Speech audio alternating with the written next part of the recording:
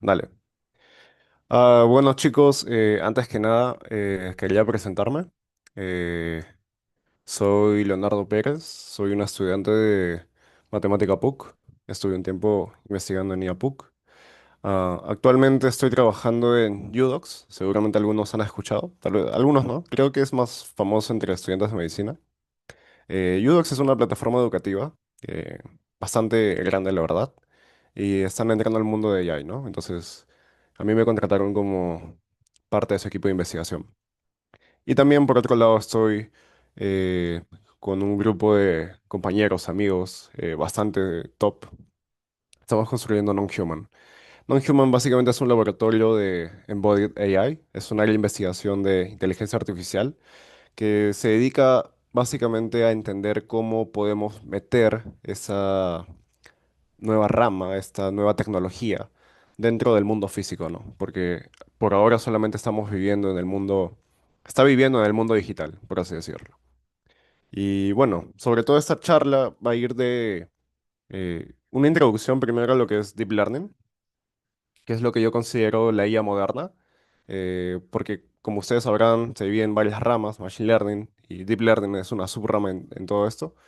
Entonces vamos a hablar netamente de Deep Learning, un overview pequeño, y luego hablamos sobre dos temas importantes que son el tema de los agentes y el área en el que yo estoy involucrado, que es Embodied AI. Ok, veamos. Ok, empecemos con introduciendo un poco sobre qué es la IA moderna. Como ustedes sabrán y habrán visto, y creo que es inevitable escapar de ello, estamos viendo que la IA está impactando no solamente en, digamos, en un área específica, está impactando en todas las áreas, incluso en áreas que tal vez no vemos aún, como por ejemplo algo tan abstracto como matemática. Eh, Se está hablando mucho sobre el poder computacional y sobre qué tanto pueden llegar a razonar estos modelos, qué tan inteligentes pueden ser y cómo pueden ayudar a los matemáticos a expandir esta área de conocimiento, ¿no? A poder atravesar estas barreras y sacar nuevos resultados, probar nuevos teoremas, etcétera. Y otras áreas como seguramente se habrán escuchado tal vez, como el resultado de AlphaFold, que fue hace años, fue mucho antes de que ChatGPT, pero que también tuvo un gran impacto, y de hecho lo tiene, ¿no? Y seguramente el más conocido que es ChatGPT y todo este nuevo feature de generación de imágenes que está ocurriendo, ¿no? Entonces, en general, IA está yendo por todos lados y es una ola que se veía venir hace años antes, pero ahora es una realidad. ¿Y por qué es importante? Es importante porque, bueno, básicamente nunca antes en la historia de la humanidad podíamos tener este tipo de tecnología o podía ser al menos algo que podíamos llegar a pensar. Eh, Estamos construyendo una tecnología que probablemente, y de hecho si es que ya no lo hizo, sea más inteligente que nosotros, sea más capaz que nosotros y sea mejor que nosotros en cada aspecto de nuestras, en todas las profesiones, en cada aspecto de nuestras tareas. Y seguramente lo va a hacer de aquí a algunos cuantos años. Pero eso es algo realmente histórico, ¿no? Porque eh, es como que si nos estaríamos destronando a nosotros mismos como la especie más inteligente del planeta. Y no solo eso, sino que ahora, muy probablemente, en unos cuantos años, no solamente sean más inteligentes a nivel de conocimiento, sino que incluso sean más hábiles a nivel físico, ¿no? Van a estar en el mundo conviviendo con nosotros a través de robots. Entonces, de ahí viene la importancia, ¿no? Es una tecnología totalmente eh, revulsiva y que ha venido a cambiar todas las cosas como las conocemos. Pero, ¿qué hay detrás de todo esto? O sea, ¿cómo llegamos hasta ese punto? ¿Cómo realmente hacemos que una inteligencia artificial aprenda? Y de hecho, ¿qué significa esa palabra aprender? Eh, Esa es un poco la misión de esta charla, es tratar de desmitificar sobre todo qué es lo que hay dentro. Seguramente como ustedes o algunos ya sabrán, básicamente una IA es una red neuronal. Tal vez algunos no saben todavía, han escuchado sobre la red neuronal, pero algunos no saben qué es una red neuronal. Y bueno, una red neuronal básicamente es una función. Una función, como ustedes sabrán, tiene una entrada, tiene una salida y el proceso es bastante simple. Ya, una cosa importante es que esta función tiene que ser parametrizada. Parametrizada significa de que imagínense una máquina que tiene un montón de tornillos, ¿ok? Un montón de tuercas. Entonces, cada una de estas tuercas tiene que estar alineada de una forma específica para que, dada una entrada, te dé la salida correspondiente y la que tú quieras, ¿no? Por ejemplo, ChatGPT tiene un montón de parámetros. Tú le das un texto y es óptimo porque te devuelve un texto que es de ayuda, es lo que tú esperas, ¿no? Entonces, la misión de la IA es o del deep learning es qué tipo de algoritmos o cómo hacemos de que esta función que está llena de este tipo de tuercas, por así decirlo, estos parámetros, cómo podemos alcanzar los parámetros más óptimos para para hacer que esta función sea realmente útil, para que, dado una entrada, me dé una salida que yo estoy esperando que la haga. Y de hecho, en gran resumen, lo que está sucediendo es eso de acá. Aquí tienes tu función y defines una función de pérdida, ¿no? Esta función de pérdida lo que te dice es qué tan lejos estoy del comportamiento esperado de la función, qué tan lejos están mis parámetros, estas tuerquitas, de ese comportamiento esperado.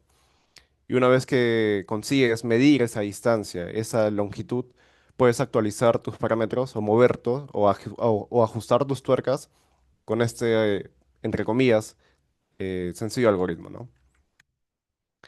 Pero veamos a grandes rasgos qué es lo que se necesita realmente para entrenar una IA en base a lo que les comenté hace un momento. Bueno, en realidad lo que se necesita son tres cosas que yo he visto que se repiten bastante en muchos papers, que se repite bastante en la academia y que son tres componentes principales, ¿no? Que es la parte de la arquitectura, que básicamente la arquitectura es qué forma tiene tu función. Y esto varía bastante, ¿no? Por ejemplo, para los modelos de lenguaje tiene una forma muy específica. Si tú quieres procesar imágenes, tiene otra forma muy específica. Entonces tienes que pensar de qué forma hago para que esta red neuronal sea lo más óptima posible y pueda aprender esta información que yo quiero captar, ¿no? Obviamente una imagen no contiene la misma información que el texto, entonces la arquitectura tiene que variar. La función de pérdida básicamente nos dice, ok, una vez que tengo mi arquitectura, ¿cómo consigo que esta pueda que esta me puede dar la dirección para medir el error que yo tengo entre mi espacio de salida y mi espacio de llegada? ¿Cómo hago para direccionarla? ¿Cuál va a ser la dirección que va a tomar mi arquitectura? Y la receta es básicamente, pues, cómo ahora involucro tanto a la arquitectura y a la función de pérdida para que entrenándolas juntas podamos, o un algoritmo para que estos dos componentes, estando dentro de ese algoritmo, pueda aprender de forma óptima, ¿no? No siempre es el mismo algoritmo, hay un montón de algoritmos, entonces, y eso depende de cada nicho del dominio del problema, ¿no? Esos son los tres componentes principales, pero ahora estos son los tres componentes teóricos, ¿no? Que se usaron para construir la IA. Pero existen otros tres componentes que son un poco más de hardware, por así decirlo, un poco más computacionales.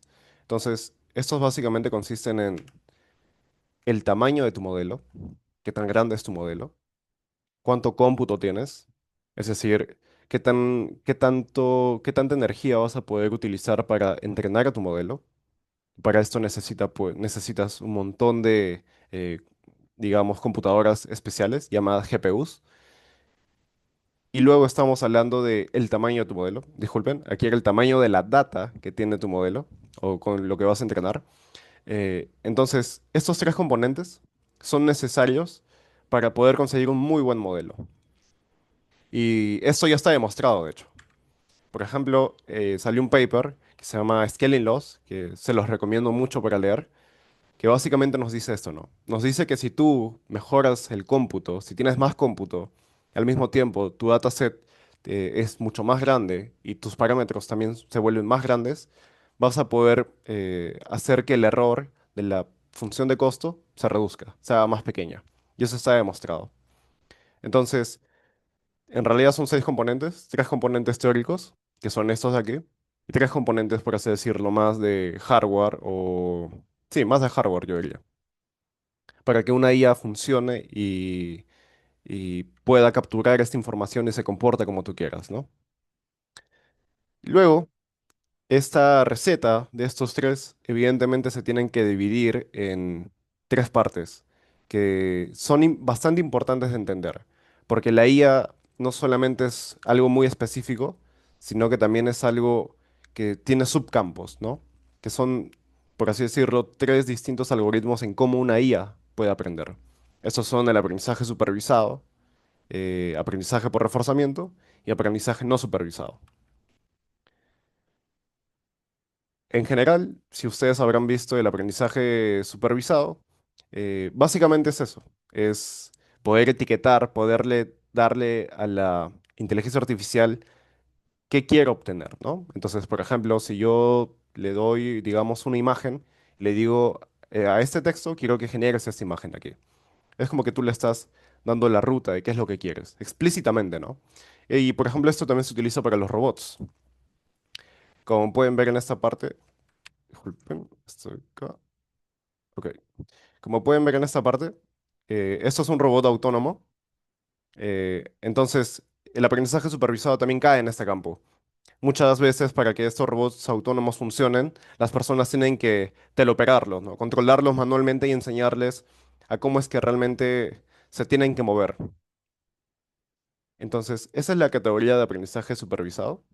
La categoría de aprendizaje no supervisado es un poco más abstracta y un poco más compleja de entender, porque ya no necesitas un dato de entrada etiquetado o creado manualmente por el humano, sino es más algo más abstracto como quiero aprender de la información de entrada sin etiquetarla. Por ejemplo, si yo tengo un conjunto de datos de imágenes, quiero entender cuáles son sus características principales, pero no quiero pasarme horas etiquetando la data. Quiero que mi red neuronal aprenda a simplificar esta información sin que yo tenga que poner esfuerzo. Entonces, básicamente lo que se hace es, por ejemplo, esta es una red neuronal llamada Variational Autoencoder, en el que la data de entrada se utiliza también como data de salida y se aplica aprendizaje supervisado en este lado. Entonces, de esta forma puedes conseguir, tu red neuronal puede conseguir aprender las características más importantes de la información, ¿no? Ese es el corazón del aprendizaje no supervisado. Y bueno, aprendizaje por reforzamiento, que es uno de mis favoritos, que básicamente consiste en, ok, cómo tú puedes enseñarle a la máquina, eh, sin necesidad de etiquetar tu data, pero de cierta forma, de una forma más como jugando, como un juego. De hecho, ese es el corazón a veces de aprendizaje por reforzamiento, que es básicamente déjalo jugar, define una función de recompensa, es decir, dale como que feedback cuando gana y cuando pierde, y deja que a través del tiempo aprenda a conseguir un comportamiento óptimo, ¿no? Y como ustedes ya habrán visto, muchos de los juegos de mesa, como por ejemplo el ajedrez, el Go, e incluso la robótica también utiliza ese tipo de algoritmos para poder hacer que la IA aprenda a hacer ciertas cosas, ¿no? Pero bueno, hemos dividido anteriormente en tres tipos de paradigmas, de algoritmos que se utilizan para enseñar a la IA. Sin embargo, no están aisladas. No es que cada tarea que ustedes puedan realizar va a caer en uno de estos paradigmas, sino que realmente ahora, y por eso va un poco de la IA moderna, ahora se están combinando estos tres métodos en un proceso en el cual puedas utilizar estos tres métodos para poder generar una superinteligencia artificial, ¿no? Entonces, un ejemplo magnífico para esto son los modelos de lenguaje. No sé si alguien tiene como en mente cómo se ha entrenado un modelo de lenguaje, cómo construir un modelo de lenguaje desde cero. Es bastante interesante, la verdad, y bastante complejo a nivel de ingeniería, pero yo lo resumo en estos tres pasos, ¿ok? Haciendo ejemplo de lo que hablamos anteriormente. Para entrenar un modelo de lenguaje, básicamente necesitas el pre-training, que básicamente es aprendizaje no supervisado, en el que el primer paso es, ok, voy a agarrar toda la información del Internet, toda la información disponible, y voy a aplicar aprendizaje no supervisado para que este modelo aprenda solamente a completar la siguiente palabra, por así decirlo. No estoy etiquetando data, no le estoy diciendo si lo que está haciendo está bien, no le estoy diciendo nada. Solamente quiero que, en base a toda la información del Internet, complete la siguiente palabra. De esa forma lo que consigues es que tu modelo, si bien es cierto, no se comporta como un chat, solamente se comporta como algo que completa palabras, consiga entender la información de, del lenguaje, básicamente, ¿no? Y esto facilita que tú puedas entrenarlo en la segunda fase, que es la que viene ahora, ok, ahora ya consigue entender cómo funciona el lenguaje, ahora quiero que consigue entender qué es lo que quiero, de cómo yo quiero que este funcione, ¿no? Entonces, por ejemplo, si yo le doy un conjunto de prompts de entrada y le digo, ok, mira, te voy a preguntar, hazme un poema hacia la luna y te voy a dar cuál es la salida que tú deberías de tener.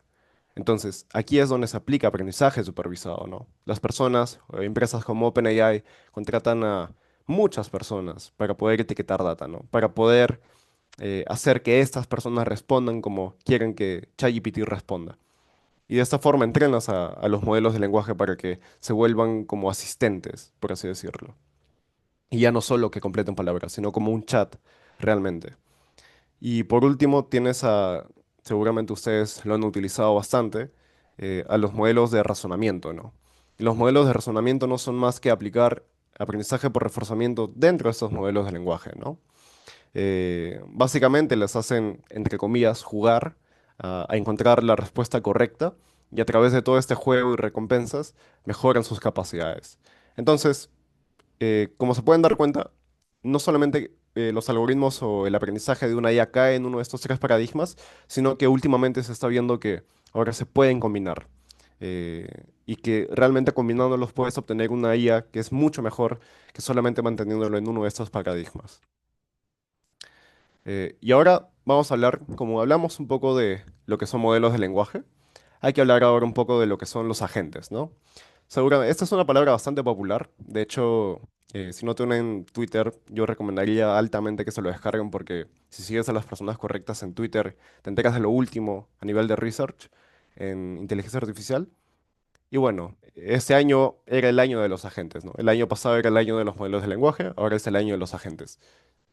Y bueno, ¿qué es un agente, básicamente? Esta imagen se hizo bastante popular. Sé que es un poco difícil de leer, pero lo quería poner por eso. De todas formas, les voy a explicar un poco. ¿Cuál es la diferencia entre un modelo de lenguaje y cuál es la diferencia entre un agente, básicamente? Bueno, un modelo de lenguaje es ChatGPT, ¿no? ChatGPT es, tú le metes un prompt, te da una respuesta. Ok, genial. Pero un agente es un poco más complicado que eso. Un agente no solamente es como un chat, sino que la clave principal de lo que diferencia un agente de un modelo de lenguaje es que puede tomar acciones. Y ustedes dirán, ¿cómo un modelo de lenguaje o un agente puede tomar acciones? Y básicamente eso es algo a lo que llaman, si ustedes revisan la documentación de OpenAI, se llama el function calling, ¿no? Function calling básicamente es cuando tú estás hablando con tu agente y le das una herramienta, vamos a llegar a eso, le das una herramienta que diga escribir mensaje de WhatsApp. Entonces tú le dices, oye, mira, quiero que le escribas un mensaje de WhatsApp a Pablito.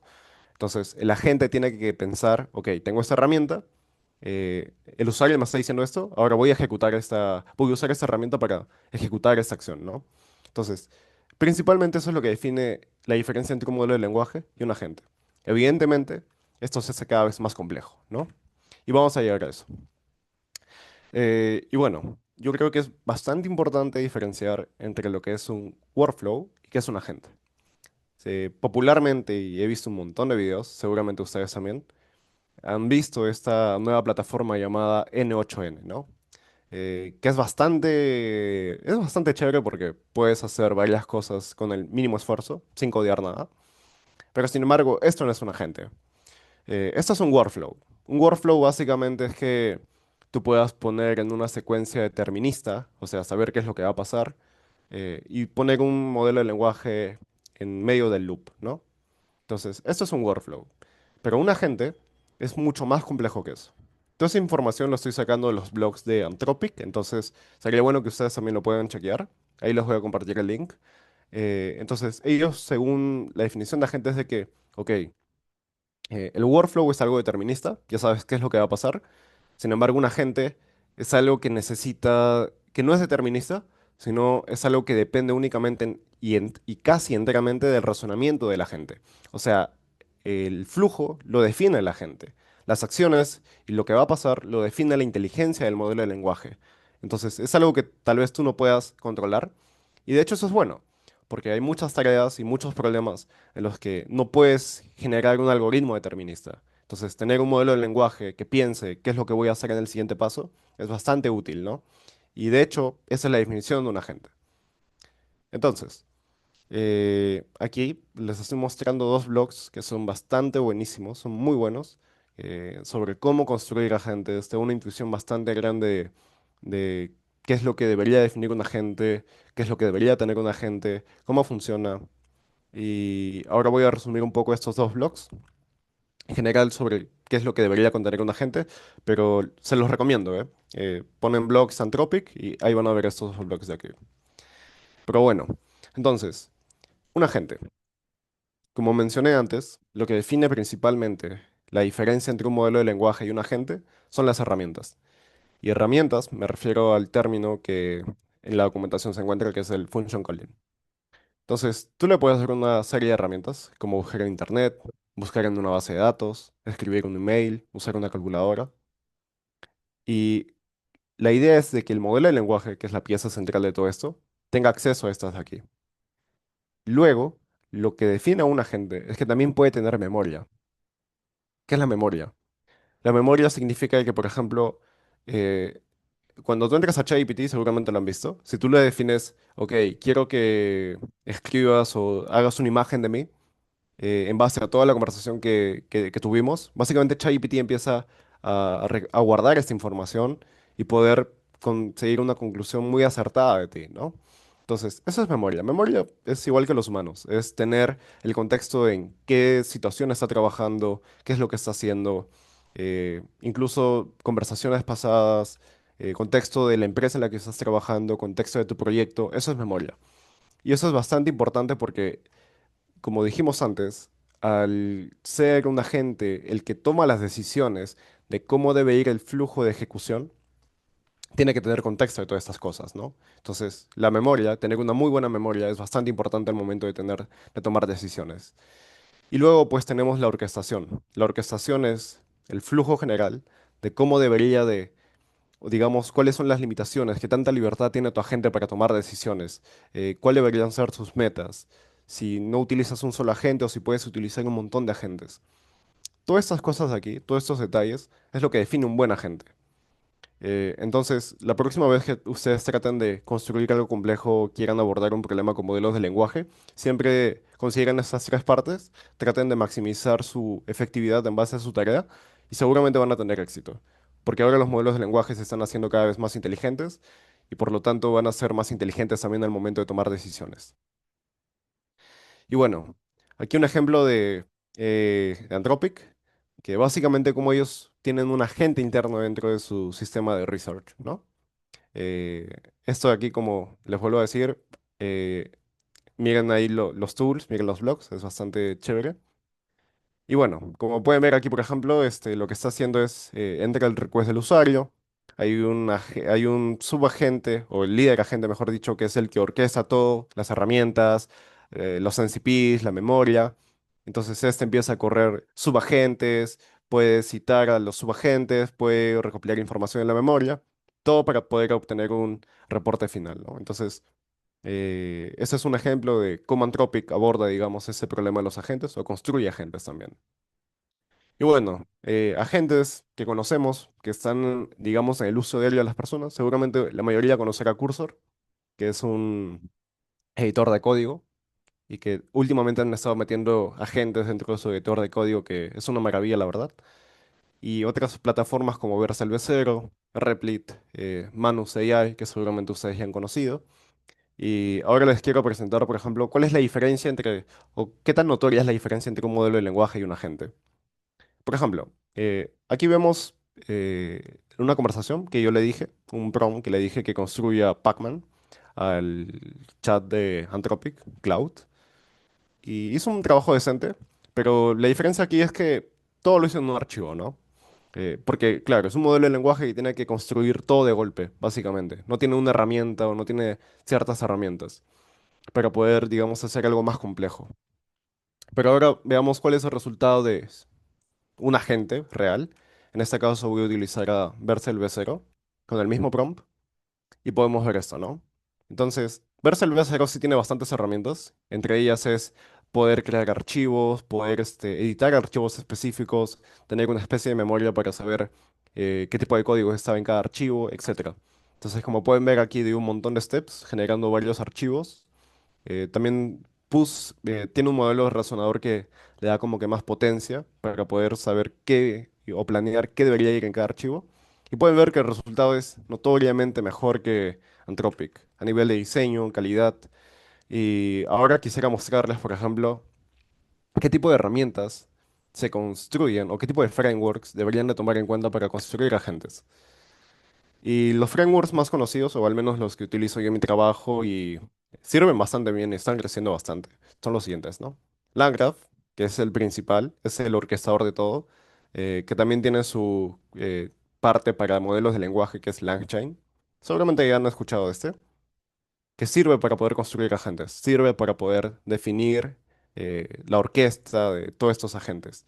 Memo AI, que sirve para cuestiones de memoria a corto plazo. CEP2, que sirve para cuestiones de memoria a largo plazo, digamos base de datos de empresas. Esto es más customizable al usuario, esto es más general para documentos, archivos, grandes bases de datos. Pinecone, que me sirve como una base de datos vectorial y MCP que últimamente se ha puesto mucho de moda porque básicamente es como el function calling, pero más sencillo de construirlo, ¿no? Ahora es más fácil de poder enrutar o darle herramientas a tus agentes en poco tiempo con mínimo código, ¿no? Entonces, estos son los componentes generales que deberías de tener en cuenta si es que quieras construir agentes efectivos y los recomiendo bastante, ¿eh? Deberían de chequearlos y darle una leída. Ahora, les voy a mostrar, por ejemplo, aquí, qué es lo que se puede hacer con LangGraph, algo súper básico. Esto lo construí hace unos meses, cuando estaba experimentando un poco con LangGraph. Este es el prompt, básicamente, que le di. La tarea era que construya en Manim una animación de una parábola, donde pueda ver la velocidad, la posición de una bola. Este es el diagrama de LangGraph de la gente, y vamos a hacer una comparación. Cuando salió 3 Mini, que era un modelo bastante potente, le metí este prompt y me sacó este código acá. Es relativamente simple, pero ahora veamos cuál es el poder de LangGraph combinado con, si mal no recuerdo, le metí un modelo, no era un modelo razonador, era un modelo más básico, pero ese es el resultado, ¿no? Entonces, esto es lo que te da el agente. El agente te puede permitir hacer cosas más complejas que un modelo de lenguaje. Y eso es realmente bastante especial. Esto ni siquiera se hizo con modelo razonador, se hizo con un modelo más simple. A veces tiene fallos, tienes que refinarlo, obviamente. Aquí la posición de la evaluación no me la doy bien. Pero a nivel de experiencia de usuario y a nivel de complejidad, yo creo que lo hizo bastante bien. Le ganó por bastante a otras Mini, a pesar de que era su mejor modelo en ese momento, ¿no? Entonces, les muestro este ejemplo para motivarlos un poco a que puedan explorar LangGraph, que para mí es una maravilla para construir agentes. Y bueno, eso sería todo por la parte de agentes. Ahora quisiera ir un poco a la parte de Embodied AI, que es el tema en el que estoy más metido, en el que estoy más centrado. Agentes era un tema del año pasado en el que estaba bastante metido, pero ahora este es, digamos, para mí en lo personal es el siguiente paso después de los modelos de lenguaje, ¿no? Ya saben que hay una ola con los modelos de lenguaje y para mí la siguiente ola va a ser la robótica, ¿no? Aún no estamos ahí, hay muchos problemas por resolver a nivel científico, hay muchos breakthroughs que se tienen que hacer, pero va a ser la siguiente ola. Y bueno, ¿qué es Embodied AI? Seguramente ustedes han visto un montón de videos de robots de China, robots de Estados Unidos que hacen cosas increíbles, ¿no? A nivel mecánica son una maravilla, pero a nivel de software, a nivel de inteligencia, a nivel de coordinación, también lo son. Es bastante interesante cómo es que todo este tipo de cosas pueden llegar a tener, digamos, como pueden ver aquí, por ejemplo, tienen demasiada coordinación. eh, Estos robots humanoides de Fury AI pueden trabajar juntos, aunque son dos redes neuronales separadas. Entonces, eh, como nos dijo el gran Bob Magriu, que es el former Chief Research Officer de OpenAI, ahora las compañías que eran de modelos de lenguaje ahora van a ser compañías de robótica, ¿no? En los próximos 5 años. Cuando llegue el momento ChatGPT de la robótica. El momento ChatGPT de la robótica es básicamente este momento en el que vas a poder ver robots en la calle y que puedan hacer cosas sin fallar tanto, como en su momento ChatGPT fue. Algo más generalizable, algo que pueda adaptarse a varios entornos. Entonces, en ese momento va a crecer la siguiente ola. Pero hablemos un poco sobre qué es lo que necesitan estos robots para poder aprender, cuáles son sus componentes principales. Como estamos hablando de IA, como mencionamos anteriormente, cubrimos todo lo que conlleva una IA. Ya vimos data, cómputo, los algoritmos teóricos, el software, el tamaño de tu red neuronal, etcétera. Pero introducimos un componente más, ¿no? Que básicamente es el hardware. Porque si bien es cierto, puedes tener la mejor red neuronal del mundo, puedes tener el mayor cómputo del mundo, puedes tener todo eso, pero si la parte del hardware no está bien cubierta, te limita mucho y limita mucho las capacidades de la red neuronal. Entonces, aquí introducimos un nuevo componente y esto lo hace bastante interesante también. Y a nivel de cómputo, evidentemente no vas a poder, aunque se pueden hacer, digamos, trucos de ingeniería como poder hacer una conexión web RTS, digamos, con un servidor y que internamente no haga el cómputo aquí, necesitas que el cómputo sea lo más ligero posible también. Necesitas reducir el tamaño del modelo o la cantidad de cómputo que va a ejecutar tu robot. Esto es porque evidentemente necesitas que también funcione real time. Imaginemos un robot que no tenga conexión a internet, que no funcione. Entonces, la área académica o uno de los problemas académicos que se están abordando en esto es cómo reducimos una red neuronal que sea chiquita, pero que sea lo suficientemente buena para poder ejecutarla en un robot, ¿no? Ese es un poco el problema que también se está abordando. Y bueno, el software, que evidentemente también es un poco más complejo que llevarlo solamente a nivel de modelos de lenguaje. Y ahora voy a comentarles tres áreas de investigación que se están haciendo aquí en todo lo que es Embodied AI, que uno es RL, evidentemente, como les comenté antes, ya hablamos de esto. Pero otro campo que es bastante curioso es Imitation Learning. Creo que esto es algo que muy pocas personas conocen, que es básicamente aprendizaje supervisado, pero tú en este caso es el que etiquetas la data de una forma novedosa, ¿no? Novedosa en el sentido de que realizas este tipo de acciones, que se llama teleoperación.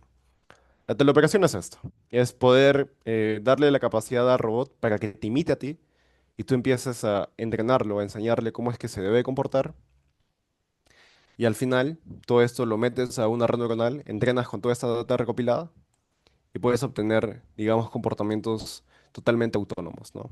Este es un paradigma bastante novedoso, bastante nuevo, se está metiendo mucha investigación aquí y es lo que utilizan todos los labs, pues que ustedes miran en Tesla, Figure AI, Unity, etcétera.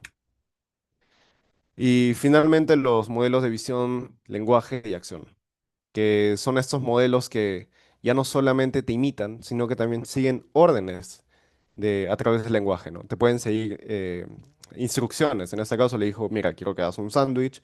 Y el modelo también puede no solamente generar acciones, sino también puede razonar a través del lenguaje para poder generar acciones, ¿no? Entonces, estas tres áreas son el core ahorita de Embodied AI. Si tú quieres meterte a investigar, si tú quieres conocer más de estas áreas, busca esas tres palabras claves. Es donde todo el foco de la academia se está centrando. Y bueno, ahora quiero comentarles un poco sobre cuáles son los problemas que tenemos actualmente en esta área de investigación. El primero es, como mencioné antes, el hardware. Los robots son costosos. Investigar esta área es costosa. Sin embargo, ahora se está haciendo cada vez menos costoso. Y eso es bueno. Unity, por ejemplo, está alrededor de 40K, es uno de los modelos más avanzados del mundo. Sin embargo, hay otro tipo de iniciativas, como el robot de KSK Labs, que está a $9.000 y es un robot bastante completo, se pueden hacer todos los algoritmos en él. O robots como el Humanoid Light de Berkeley, que está a $5.000. Y próximamente ahora Unity va a sacar un robot que esté a un menor precio y que tenga la misma capacidad que su robot más caro, ¿no? De $40.000. Ese es uno de los problemas.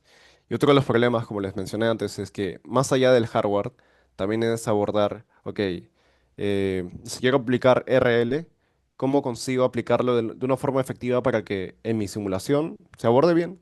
Y ahora lo quiero llevar a la vida real. Ese es otro de los campos bastante interesantes de investigar. eh, y principalmente el campo que me gustaría detenerme aquí un poco, que es el más importante de hecho, es el tamaño de la data. ¿Cómo conseguimos más data? ¿Cómo, s- ¿Qué es la data para los robots? Los modelos de lenguaje ustedes saben que pues es texto, básicamente. Y si yo tengo un modelo de lenguaje, digamos, como Llama, y tengo un modelo de lenguaje como ChatGPT, probablemente la misma data eh, sirva para ambos, realmente, ¿no? Al final solamente es texto. Entonces, cualquier tipo de dataset que sirva para ChatGPT va a servir para los modelos de Llama, los modelos de Anthropic, etcétera. Sin embargo, en los robots no funciona de esa forma. Y por eso el hardware es una pieza fundamental a considerar.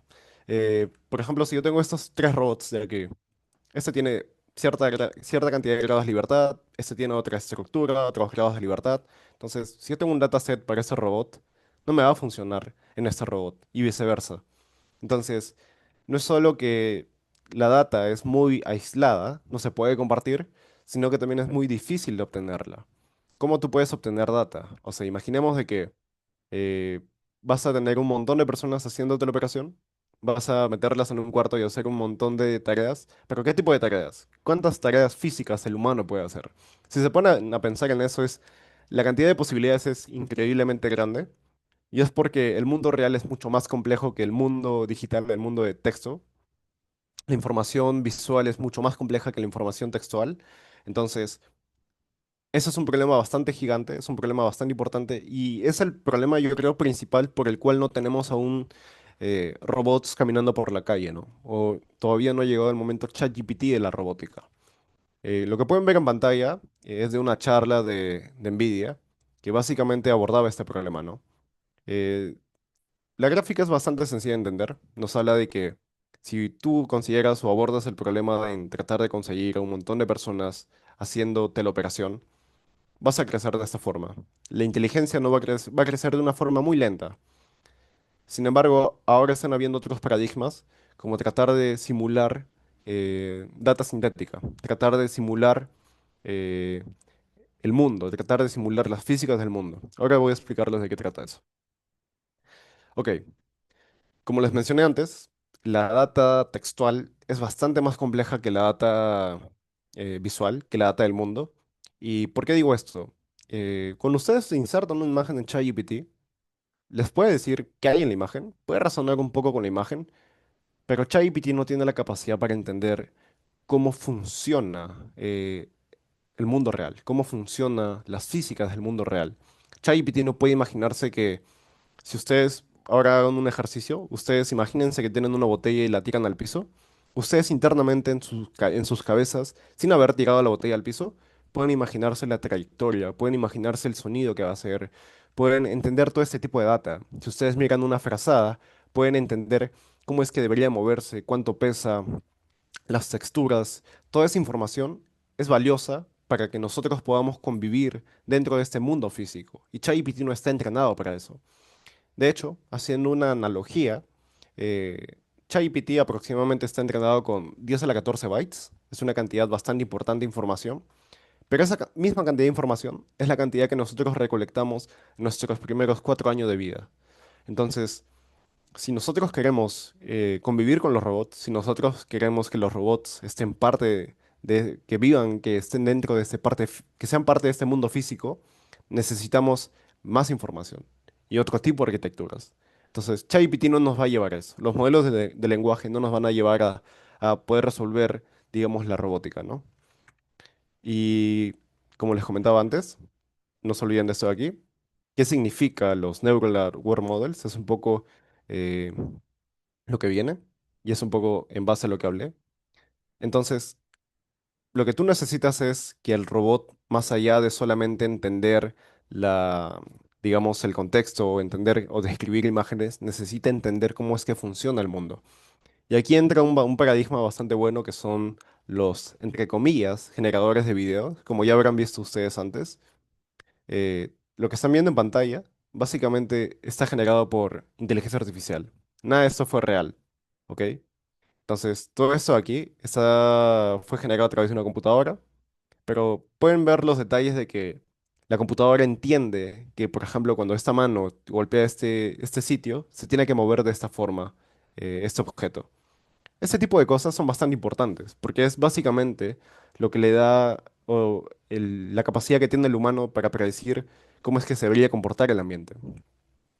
Entonces, si ustedes quieren abordar este tipo de problemas, si ustedes quieren entender cómo es que podrían contribuir a este campo, busquen este término, que es World Model, modelos de mundo. Y básicamente el propósito de estos modelos de mundo es entender cómo es que podemos abstraer esta información dentro de la robótica, ¿no? Y bueno, básicamente eso era todo lo que quería comentarles. Creo que traté de resumirlo bastante bien. No quería extenderlo mucho, pero traté de enfocarme más que nada en los problemas principales de la robótica, de los agentes, modelos de lenguaje y un overview general de lo que es Deep Learning. Eh, y nada, espero que les haya gustado, espero que les sirva, digamos, al menos como punto de inicio en qué les gustaría enfocarse o si tienen algún trabajo, haberles aportado un poco más de información. Y nada, si tienen algún tipo de preguntas, si tienen alguna duda, puedo estar aquí algunos minutos para contestarla. Pueden abrir su micrófono, no hay problema. Aquí yo los escucho un toque.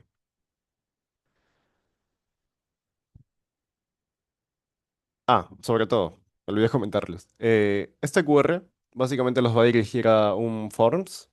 Eh, este forms de aquí básicamente es, no solo, bueno, mi grupo, que somos regularmente bastantes personas, pensamos dar cursos, pensamos dar charlas, pensamos hacer una comunidad más grande para poder abordar estos temas de una manera más profunda. Y nos gustaría saber cuál es su intención. Entonces, si ustedes están interesados en participar de esos cursos o comunidad, escaneen el QR y ahí nos, ahí ya tenemos como que sus correos para poder enviárselos cuando estén listos o cuando queramos hacer algún evento, ¿no? De hecho, en un toque sí, igual se los voy a pasar por el grupo de WhatsApp, pero aquí pueden escanear sus correos también. Ok, aquí Fernando me comenta de que Twitter es una gran herramienta para estar al tanto de la IA. Ok, sí, Twitter es honestamente una herramienta genial. Solamente tienes que seguir a las personas correctas. Yo sé que en Twitter hay de todo, pero yo creo que empezarían, honestamente, no les puedo decir uno por uno a quién tienen que seguir.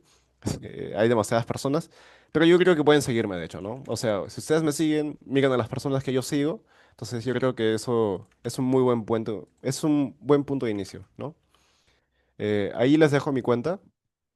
Ustedes síganme, miren los reposteos que yo hago, los retweets que yo hago, entonces ahí ya como que pueden tener de referencia también todo lo que publico, ¿no? Normalmente voy a publicar todo lo que es Embodied AI, pero sí, ahí igual publico de todo.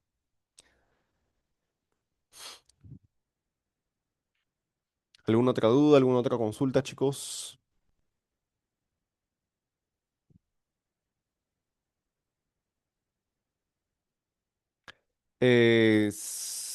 Depende mucho, Pedro, porque bueno, Pedro me comenta de que sí, siempre conviene construir un agente por encima de un workflow. Depende mucho, ¿no? Depende mucho del dominio del problema. Si tu problema es algo determinista, pero que necesita, por así decirlo, un modelo de lenguaje entre medias, un ejemplo, ¿no? Yo quiero, un ejemplo bien trivial, ¿ya? Yo quiero construir una aplicación o quiero que en medio de un algoritmo que pueda clasificar sentimientos. Es algo muy trivial, pero creo que captura la idea. Entonces, no necesitas construir un agente para eso, ¿no? Basta con una llamada digamos, a ChatGPT para que pueda clasificarlo. Entonces, va a depender mucho de la complejidad del problema. Ahora, no todos los problemas son, pues, digamos, deterministas, ¿no? Por ejemplo, cuando tú editas código, Cursor, por ejemplo, que sí tiene agentes, no puede ser un workflow, ¿no? Porque supongamos que todas las personas que construyen código quieren reeditar su código, no siempre van a tratarse del mismo problema, no siempre se va a tratar del mismo lenguaje, entonces la gente tiene que saber decidir cómo comportarse en base a esta situación, ¿no? Entonces, la recomendación que yo te haría es, piensa primero si tu problema es algo determinista, piensa si se puede abordar así, y si es que la ves imposible crear un algoritmo determinista, trata de pensar en cómo tú te comportarías si es que estarías en medio del algoritmo, ¿no? Si tú fueras, digamos, una persona que trata de ejecutar, digamos, el algoritmo por tu cuenta, ¿no? Si tú fueras una persona que trata de tomar esas decisiones. Entonces, utiliza el modelo de lenguaje para emularte a ti mismo, ¿no? Eso es un poco el mindset que yo también tengo sobre cuando trato de abordar o construir agentes, ¿no? Espero haber respondido tu pregunta, Pedro. ¿Tienen alguna otra pregunta, chicos?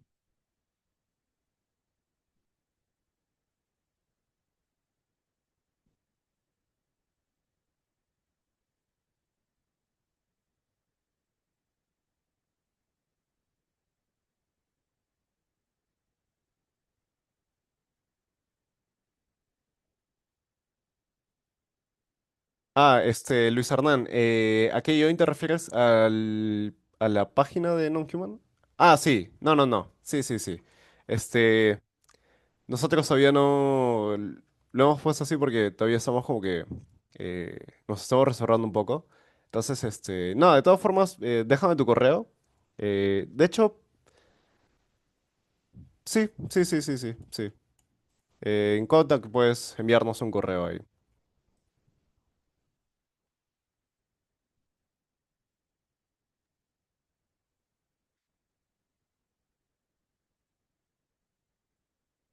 Sí, Esto- chicos.